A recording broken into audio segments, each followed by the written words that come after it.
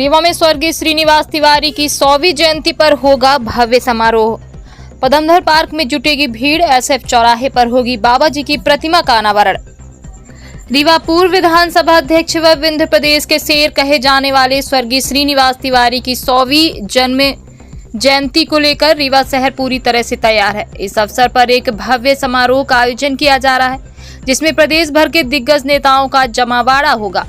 Doctor Aruna Vivek Tiwari ने विंध्य सहित प्रदेश के लोगों से अपील करते हुए कहा कि बाबा जी ने अपना पूरा जीवन विंध्य और मध्य प्रदेश की जनता की सेवा में समर्पित किया।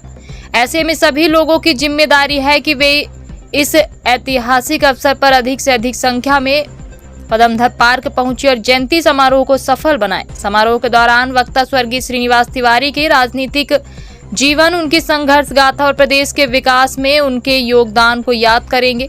वे न केवल मध्य प्रदेश विधानसभा के अध्यक्ष के रूप में अपनी कार्यशैली से मशहूर रहे, बल्कि विंध्य क्षेत्र की आवाज को पूरे प्रदेश में बुलंद करने के लिए भी उन्हें हमेशा याद किया जाता है। डॉक्टर अरुणा विवेक तिवारी ने कहा कि बाबा जी का जीवन हम सबके लिए प्रेरणा स्रोत है। उनकी 100वीं जयंती का अवसर आने वाली पीढ़ियों को भी उनके विचारों से जोड़ने का कार्य करेगा। जिसकी 100वीं जन्म जयंती समारोह मनाया जा रहा है, किस तरह का प्रोग्राम है, क्या कैसे? ये प्रोग्राम कल सुबह 11 बजे शुरू हो जाएगा।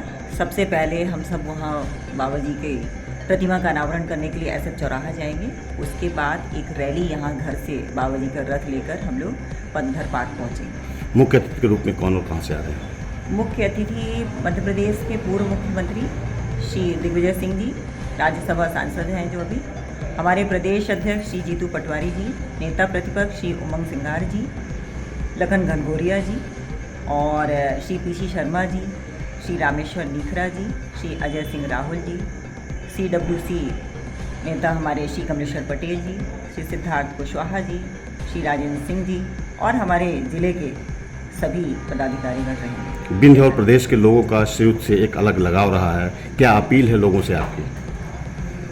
मैं लोगों से ये अपील करना चाहती हूँ कि बाबा जी ऐसे युग पुरुष थे जिनकी प्रतिमा का जिस तरीके से आप सबने देखा होगा कि 4-5 दिन कैसे विरोध हुआ, प्रशासन उनको लगने नहीं दे रही थी, तो आप सबको ये पता चला होगा कि हमारे बाबा जी शारीरिक रूप से ज़रूर नहीं हैं, लेकिन जो जनसैलाब है लोगों का, उससे ये समझ में आता है कि लोगों के मन में आज भी वो जीवित है। यह कार्यक्रम आयोजित हो रहा है, क्या इससे सिरमौर विधानसभा के लिए भी कुछ आपकी रणनीति रहेगी आगे चुनाव के लिए? देखिए, चुनाव के लिए अभी तो चुनाव है नहीं, इसके लिए हम जब अगर पार्टी आपको मौका देती है तो क्या? इसके लिए हम विचार करेंगे। और भी लोग जैसे हैं परिजन शिवत के, वो इस कार्यक्रम में शिरकत नहीं कर रहे हैं, क्या कारण है ऐसा? देखिए, जो शिरकत नहीं कर रहे हैं वो उसका कारण तो वही लोग आपको बता पाएंगे। हमने तो सबसे आग्रह किया है कि कांग्रेस पार्टी, चूँकि देखिए हमारे जिला अध्यक्ष श्री राजेंद्र शर्मा जी हैं, हमारे महापौर हैं श्री अजय मिश्रा जी, हम सब लोग मिल के, चूँकि ये बाबा जी की 100वीं जयंती है, इसीलिए ये दिन 17 सितंबर 2025 बहुत ही महत्वपूर्ण है और इस दिन को हम लोग सब लोग मिलकर शिव शताब्दी पर्व इसका नाम दिए हैं और इसी दिन हम लोग सारे लोग इस पर्व पर आयोजित कांग्रेस पार्टी का महासम्मेलन कर रहे हैं और आपके इस चैनल के माध्यम से आप सभी लोग, चाहे विंध्य के हों, चाहे मध्य प्रदेश के, रीवा जिले, मऊगंज जिले, कांग्रेस पार्टी के सभी कार्यकर्ता और बाबा जी को चाहने वाले, मानने वाले सभी लोगों से मैं यही अपील करती हूँ कि बाबा जी सबके बाबा जी, जितने मेरे हैं उतने आप सबके हैं। बाबा जी ने आप सबका काम लगातार 1952 से करते आए हैं और वो जो समय है, मैं समझती हूँ कि आज कोई भी ऐसा व्यक्ति नहीं है, चाहे भाजपा में हो चाहे और किसी भी दल में हो, जो लोगों के लिए 24 घंटे उपलब्ध रहता था। ये तखत में बाबा जी सुबह से बैठ जाते थे और रात तक बैठे रहते थे और लोगों की सेवा करते थे। वो कभी ये नहीं पूछते थे कि आप हमारे द्वार आए हो, आप अपनी समस्या लेकर आए हो, तो पहले ये नहीं पूछते थे कि किस दल से हो, किस वर्ग के हो। हर वर्ग, चाहे वो पिछड़ा हो, दलित हो, कमज़ोर हो, असहाय हो, गरीब हो, जितनी मदद हो सकती थी उससे ज़्यादा वो हमेशा करते थे। वो श्रद्धा और विश्वास लोगों का उनके प्रति रहा है, वो आज भी है। आज 100वीं जयंती उनकी मनाई जाएगी, कैसा महसूस हो रहा है आपको? उनके बारे में क्या कहना चाहेंगे कुछ? मुझे बहुत खुशी हो रही है। लोगों का ये जो जनसैलाब है उनके प्रति जो उनके मन में आस्था है, मुझे बहुत संबल मिलता है। अक्सर लोग कभी ऐसा मेरे से यदि क्वेश्चन भी करते हैं कि आपके पास कौन है, तो मैं ये कहती हूँ मेरे पास बाबा जी एक ऐसी पूंजी दे गए हैं आप सबके रूप में। वो एक ऐसा परिवार दे गए हैं पूरे विंध्य प्रदेश में कि हर घर में मेरा एक परिवार का सदस्य बैठा है जिसको बाबा जी ने बनाया है।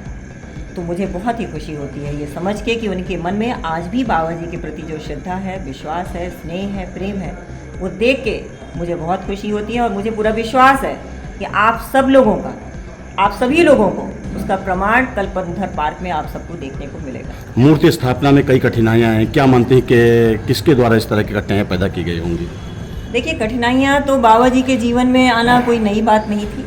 उन्होंने बहुत संघर्ष किया है और संघर्ष से ही उनका हर दिन की शुरुआत ही होती थी। तो मुझे मालूम था कुछ न कुछ तो कठिनाइयाँ आएंगी ही, और कठिनाइयों, संघर्ष से हम लोग, बाबा जी तो कभी डरे नहीं। आपको तो ये भी पता होगा कि बाबा जी को कितनी बार ऐसा हुआ है कि टिकट नहीं मिला, उसके बाद भी वो अडिग रहे, कांग्रेस पार्टी उन्होंने कभी नहीं छोड़ा। तो और लोगों का जो जनता का जो उनका जनसैलाब था, उनके मन में जो बाबा जी के प्रति प्रेम था, उसी के कारण प्रशासन को झुकना पड़ा और बाबा जी की प्रतिमा ऐसे ग्राउंड में ही लगवाने के लिए मजबूर होना पड़ा और उनको अनुमति देनी पड़ी। क्या आप मानते हैं कि उनकी अनुपस्थिति में प्रशासन उनके सामने झुक गया? अब उनकी उपस्थिति में भी झुकता था तो उनकी अनुपस्थिति में भी, देखिए अनुपस्थिति तो नहीं है, तो शारीरिक रूप से जरूर नहीं है, लेकिन लोगों के मन में आज भी वो उपस्थित है, इसलिए प्रशासन को झुकना पड़ा। जो दादा के नाम पे वोट मांगते थे वो भी क्या शामिल होंगे? जो इस समय भाजपा में हैं वो भी क्या शामिल होंगे कि इसमें कार्यक्रम में? देखिए, इसका जवाब तो आपको उन्हीं से लेना पड़ेगा।